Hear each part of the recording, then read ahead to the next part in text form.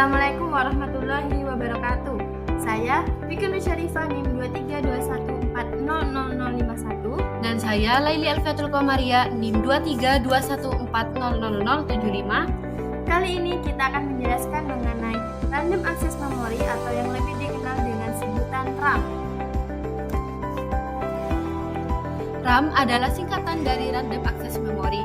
Ini adalah tipe memori yang digunakan oleh komputer untuk menyimpan data sementara yang sedang digunakan oleh prosesor. RAM memungkinkan komputer untuk dengan cepat mengakses dan memanipulasi data yang diperlukan untuk menjalankan program dan tugas tertentu. Semakin besar kapasitas RAM, semakin banyak data yang dapat disimpan dan diakses oleh komputer dalam waktu yang singkat. Fungsi RAM. 1. Menyimpan data sementara. RAM berperan penting sebagai tempat penyimpanan data sementara yang digunakan oleh komputer saat komputer atau laptop sedang aktif. Data yang disimpan RAM dapat diakses dengan cepat oleh prosesor yang membantu mempercepat respon dan kinerja perangkat. 2. Mempercepat proses pengolahan data. RAM membantu mempercepat pemrosesan data pada komputer atau laptop. Data yang diperlukan oleh program atau sistem operasi disimpan di RAM untuk akses cepat, menghindari keterlambatan yang terjadi jika data harus diambil dari penyimpanan yang lebih lambat seperti hard disk. 3. Memungkinkan multitasking. RAM memungkinkan komputer atau laptop untuk menjalankan banyak program atau tugas secara bersamaan tanpa mengalami penurunan kinerja. Semakin besar kapasitas RAM, semakin banyak program yang dapat dijalankan tanpa masalah. 4. Meningkatkan kinerja sistem. Untuk aplikasi yang memerlukan grafis tinggi seperti permainan atau pengeditan video, RAM berperan penting dalam menyimpan data grafis. Semakin besar kapasitas RAM, semakin lancar dan detail grafis yang dapat ditampilkan. Struktur RAM. 1. Input storage. 2. Program storage. 3. Working storage. 4. Output storage. Yang pertama, program storage digunakan untuk menampung input yang dimasukkan melalui alat input.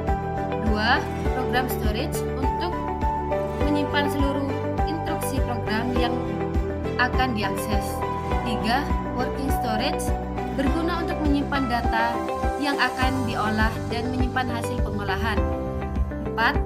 Output storage untuk menampung hasil akhir pengolahan data yang akan ditampilkan ke alat output. Kelebihan dan kekurangan pada RAM. Kelebihan pada RAM: 1. Mempercepat kinerja. 2. Menjalankan banyak program. 3. Menangani file besar. Kekurangan pada RAM: 1. Penyimpanan sementara. 2. Kapasitas terbatas. 3. Mempengaruhi harga perangkat.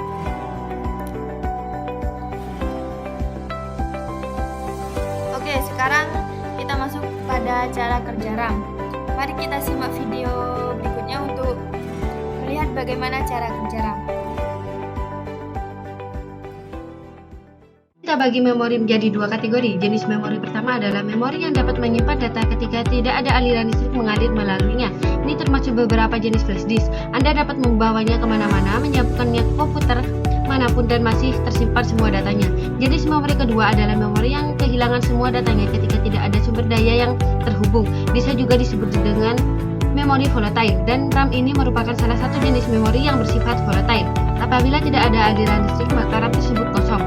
Jadi saat pertama kali menyalakan komputer, RAM benar-benar kosong, tapi hard disk berisi semua program dan permainan yang menunggu untuk dijalankan.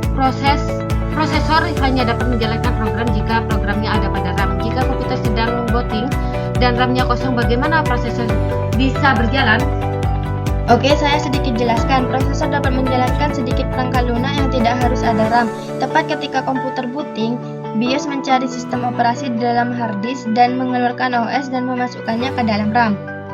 Sekarang, sistem operasi dimuat dan Anda dapat menjalankan program apapun, tetapi pertama-tama Anda harus memasukkan memori flash dan membawa program tersebut ke RAM. Jadi mari kita muat Google Chrome di memori. Saya bisa membuat Counter Strike di memori, dan sekarang saya ingin memuat Photoshop tetapi tidak ada ruang, jadi kita harus memberi ruang dengan menghapus Counter Strike lalu kita dapat membuat Photoshop. Jadi inilah mengapa memiliki RAM yang lebih besar lebih baik. Anda dapat memuat lebih banyak perangkat lunak yang dapat dilakukan oleh prosesor secara bersamaan, dan Anda tidak perlu kembali ke hard drive atau flash memori yang lambat untuk menjalankan program Anda.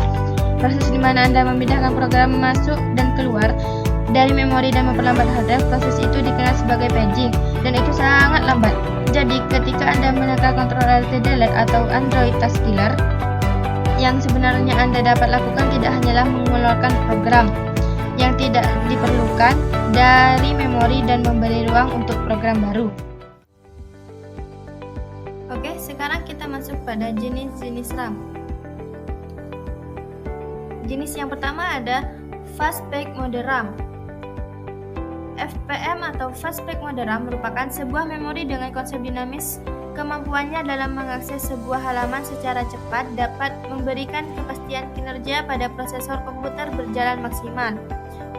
FPM RAM punya cara kerja mengakses sebuah barisan memori tanpa harus membuat perulangan kembali pada barisan tersebut, sehingga aktivitas prosesor komputer menjadi lebih efektif. Yang kedua, Dynamic RAM atau lebih dikenal dengan DRAM. Dynamic RAM merupakan jenis-jenis RAM yang disegarkan atau refresh oleh Central Processing Unit CPU secara berkala agar data yang ada di dalamnya tidak hilang. Yang ketiga, Edo RAM. Edo atau Extended Data Output RAM merupakan jenis chip yang mampu mengoptimalkan waktu membaca memori pada prosesor komputer seperti Intel Pentium. Kecepatan membacanya bisa mencapai 66 MHz. Selanjutnya, RDRAM atau Rambus DRAM adalah RAM yang dikembangkan oleh Rambus INC. Pengembangan ini menjadi polemik karena Intel berusaha memperkenalkan PC133 HMHZ.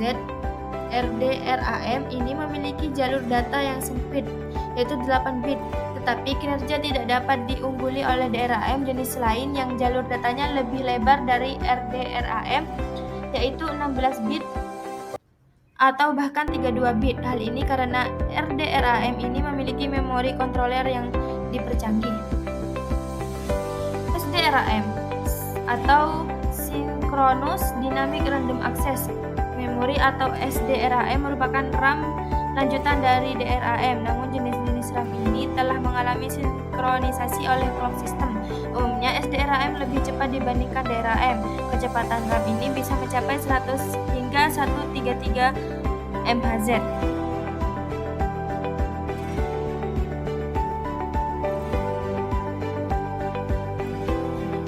SRAM, Static Random Access Memory, adalah sejenis memori semikonduktor.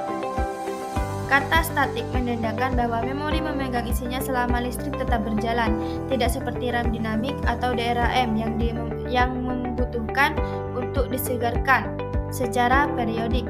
Hal ini dikarenakan SRAM didesain menggunakan transistor tanpa kapasitor. Flash RAM. Flash RAM merupakan jenis RAM yang berperan sebagai media penyimpanan non-volatil. Maksudnya adalah memori yang datanya dapat secara cepat melakukan aktivitas menulis dan menghapus. Hasil dari kondisi ini tidak membuat datanya hilang walaupun tidak memiliki daya. Informasi baris akan tersimpan secara rapi. SDRAM. SDRAM merupakan modifikasi dan jenis sebelumnya. SDR atau Single Data Rate menunjukkan bila memori ini mampu memproses instruksi dengan dua aktivitas seperti melakukan pembacaan dan penulisan per siklus coding. RAM tipe ini juga sangat ampuh dalam melakukan berbagai hal. DDR SDRAM, Double Data Rate Synchronous Dynamic Random Access Memory, merupakan macam RAM yang memiliki kecepatan yang amat tinggi dibandingkan RAM lain, yaitu 2 kali lipat atau lebih dari SDRAM dan SDRAM konvensional. Banyak perangkat sudah memakai DDR SDRAM untuk kebaikan proses kinerja perangkat tersebut, karena mampu melakukan 2 instruksi dalam waktu yang bersama dan memakai lebih sedikit daya listrik sehingga lebih efisien. Ditambah lagi kapasitas memorinya mencapai 4 GB per chipnya. SODIMM berasal dari singkatan Small Outlet Dual Inline Memory Module yang memiliki fungsi dan kinerja yang sama dengan RAM, di mana pada RAM jenis SODIMM memiliki 4 bentuk slot, yakni RAM DDR1, RAM DDR2, dan DDR3, DDR4. Hanya saja RAM jenis ini hanya digunakan untuk model laptop atau notebook, hingga end printer dan perangkat keras jaringan seperti router.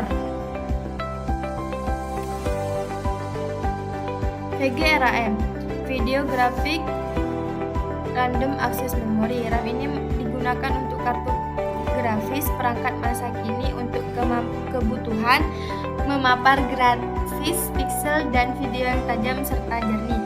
Rata-rata adaptor video dan permainan video menggunakan VGRAM untuk menghasilkan gambar yang spektakuler. Kualitasnya bermacam-macam dan harganya juga menyesuaikan. GDDR SDRAM, Dynamic RAM, merupakan jenis-jenis RAM yang disegarkan atau refresh oleh Central Processing Unit secara berkala agar data yang ada di dalamnya tidak hilang. Nah, gimana? Udah paham belum nih? Jadi, penjelasan tadi kami ambil dari website yang ada di sini.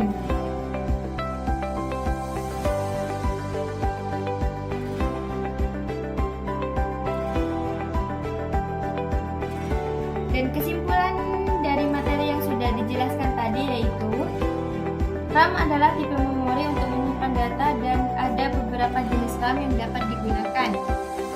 Semakin besar kapasitas RAM yang kita gunakan, semakin banyak data yang disimpan dan diakses oleh komputer dalam waktu yang singkat. Dan dengan RAM yang cukup besar, laptop dapat menjalankan aplikasi dengan lancar, melakukan multitasking dengan baik, dan memberikan pengalaman pengguna yang lebih baik secara keseluruhan. Nah, itu saja penjelasan dari kami. Jika ada kekurangan atau kesalahan, mohon didiskusikan di kolom komentar. And See you next video. Bye.